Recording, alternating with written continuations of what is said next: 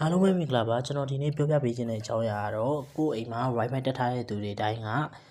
ကိုသုံးခြင်းကိုမိသားစုတွေပဲသုံးခြင်းနဲ့အခြားလူတွေကိုပေးမသုံးခြင်းဘူးဆိုလို့ရှိရင်ဘယ်လိုမျိုးကန့်သတ်ထားလို့ရမလဲဆိုတဲ့ဟာတွေကို speed ကိုနောက်ပြီးတော့ဒီ Mac control ပေါ့နော်တယောက်ကိုဘယ်လောက်ပေးသုံးမလဲ5 Mbps လား10 Mbps လားအဲ့လိုမျိုးကန့်သတ်လို့ရတဲ့နည်းလေးကိုကျွန်တော်ကဒီနေ့တစ်ခါတည်းပြောပြပေးမှာပဲဖြစ်ပါတယ်အရင်ဦးဆုံးကျွန်တော်တို့ကနေပြီးတော့Chrome browser တွေကိုအရင်ဝင်ရမယ်ပေါ့နော် Chrome browser တွေကိုဝင်မယ်ဆိုလို့ရှိရင်Chrome browser တွေကိုအရင်ဆုံးဝင်ထားပါ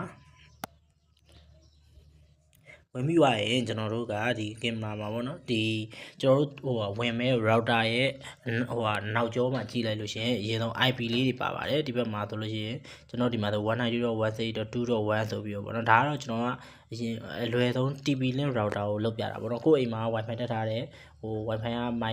က်တဲ့သို့မဟုတ်ပေါ့နော်အခြား Wi-Fi နေဆိုလဲမဟာ net တို့ပေါ့ဆိုလဲဒီလိုမျိုးပဲအကုန်လုံးဝင်လို့ရတယ်ဗျတော်တော်များများကိုလေဒီနောက်မှာသူ IP လေးတွေပါမယ်ဒီမှာဆိုလို့ရှိရင်ကျွန်တော်တို့ကဒီမှာpassword ပါမယ်ပေါ့နော် password ဆိုလို့ရှိရင် admin password ဒီ password လေးတွေပါမယ်အဲ့ကောင်နဲ့ဝင်ရမှာပါကျွန်တော်က Chrome နဲ့ကနေပြီးတော့သူ့ရဲ့ IP ဖြစ်တဲ့ 192.168.2.1 နဲ့ဝင်လိုက်မယ်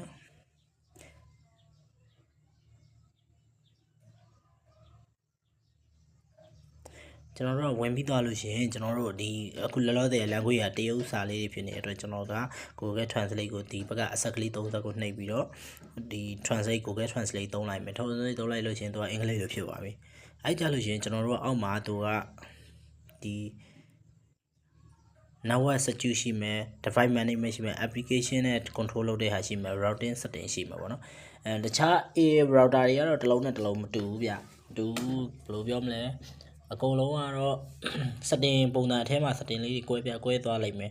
ဒါပေမဲ့ဒီထဲမှာပါတဲ့စာသားတွေအတူတူပဲစာလေးတွေနည်းနည်းဖတ်ကြည့်ပြီးတော့ကိုယ့်ဘက်ကိုလိုက်လုပ်လို့ရတယ်ပေါ့နော် device management ထဲကိုသွားလိုက်မယ်အရင်ဆုံးသွားလို့ရှိရင်ကျွန်တော်တို့ကဒီမှာဒီအလုံးဒီ router ပါပေါ့နော် TP link မှာတော့ဒီလိုမျိုးလေး setting ပေါ်လာလိမ့်မယ်သူက master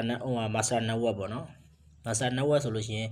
ကျွန်တော်တို့က speed control လုပ်တာပေါ့နော်ဒီကောင်လေးကိုဒီမှာ manage လေးကိုနှိပ်လိုက်လို့ရှိရင်ကျွန်တော် speed ကိုဘယ်လောက် control ပေးမှာလဲဒီမှာသူက unlimited ပေးမှာလားဒီဘက်မှာဆိုလို့ရှိရင်ဒီလိုမျိုးပေါ်လာတယ်ဆိုလို့ရှိရင် control လုပ်မှာလား control မလုပ်ဘူးလားဆိုပြီးမိတယ်ဒီနေရာမှာကိုထည့်ပေးခြင်းတဲ့ map ကိုကျွန်တော်တို့က control သွားလုပ်လို့ရတယ်နော်အဓိကကျွန်တော်ကပြောချင်တာဒီနေ့ကကြတော့ကို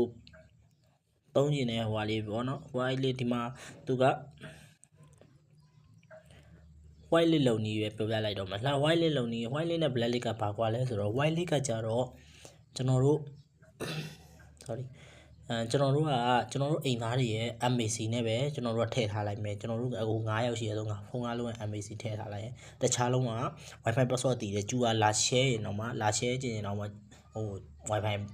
မရဘူးပေါ့နော်အင်တာနက်မရဘူးကျူကတော့ဖတ်လို့ရမယ်အင်တာနက်မရတဲ့ပုံစံမျိုးဖြစ်သွားလိမ့်မယ်ဒီကောင် black list ကတော့ဘာလဲဆိုတော့သူက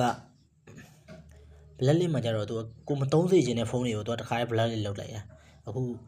တချို့ပေါ့နော် Wi-Fi password လာတောင်းတယ်ခဏဟိုလူ share ဒီလူ share ပေးမသုံးချင်တော့တဲ့ MAC ကိုတခါတည်း black list လုပ်လိုက်တဲ့ပုံစံမျိုးဖြစ်သွားမယ်အခုလောကျွန်တော်တို့ white list လုပ်မယ်ဆိုလို့ရှိရင်ကျွန်တော်တို့ white list လေးကိုအမှန်ကြည့်လေးပေါ့နော်ဒီလိုဆက်ကလေးချလိုက်လို့ရှိရင်ဒီမှာပေါ်လာရပေါ့အဲ့မှာဆိုလို့ရှိရင်ဒါကတော့ကျွန်တော်ဖုန်းကျွန်တော် white list လုပ်ထားတာပါကျွန်တော်အခုလောလောဆယ်အခုကျွန်တော်တစ်လုံးမှထည့်ထားဒီနေရာမှာနောက်ထပ် user phone ထည့်ကျင်တယ်ဆိုလို့ရှိရင်သူက Wi-Fi SSID ကိုပေါ့နော်ကျွန်တော်အခုဆိုလို့ရှိရင်ကျွန်တော် ANNET ဆိုပြီးတော့ပေးထားတဲ့ဟာလေးပေါ့ ANNET ပဲဖြစ်ဖြစ်တခြားဘာဟာပဲဖြစ်ပေးထားလို့ရပါတယ်ပေးထားတဲ့ဟာလေးကိုကျွန်တော်လာချိတ်လိုက်ပေါ့နော်လာချိတ်ပြီးသွားလို့ရှိရင်ဒီမှာသူက MAC လာပြတယ်အဲ့ MAC ဒီမှာလာပေါ်လိမ့်မယ်ပေါ့နော်notify မှာချားချိတ်ထားတဲ့ဖုန်းဖုန်းမရှိလို့ပေါ့ရှိလို့ရှိရင်ဒီမှာ MAC လေးလာပေါ်တယ်ကျွန်တော်တို့အမှန်ချစ်လေးချစ်ပြီးတော့အဲ့မှာကြာလို့ရှိရင် confirm SMAC ဘိုင်းဘာဖြစ်တဲ့ညာဒီမှာဆိုလို့ရှိရင်ဒီမှာဆိုလို့ရှိရင် white list ကိုထည့်လိုက်လို့ရှိရင် MAC address ဆိုပြီးတော့ရှိတယ်မှာ hot name ရယ် hot name ပေါ့နော်ဒီ Wi-Fi ရဲ့ဖုန်းရဲ့ name ပဲဖြစ်ဖြစ်ဘာဖြစ်ဖြစ်ထည့်လိုက်လို့ရတယ်နောက်ပြီးတော့ MAC ထည့်ပြီးဒီမှာ confirm လုပ်လိုက်လို့ရှိရင်ကျွန်တော်တို့ကဒီလုံးဝသုံးလို့ရပြီကျွန်တော်တို့အတိမိတ်ဆွေအိမ်လာလဲတယ်ဆိုလဲအဲ့လိုမျိုးလေးပဲကျွန်တော်တို့ဒီ white list လေးထည့်ပေးထားလိုက်ရတယ်ဗျနောက်သူကနီးနာတခြားတယောက်ကိုမ share တော့ဘူးပေါ့နော် share လို့မရတော့တဲ့ပုံစံမျိုးလေးပါ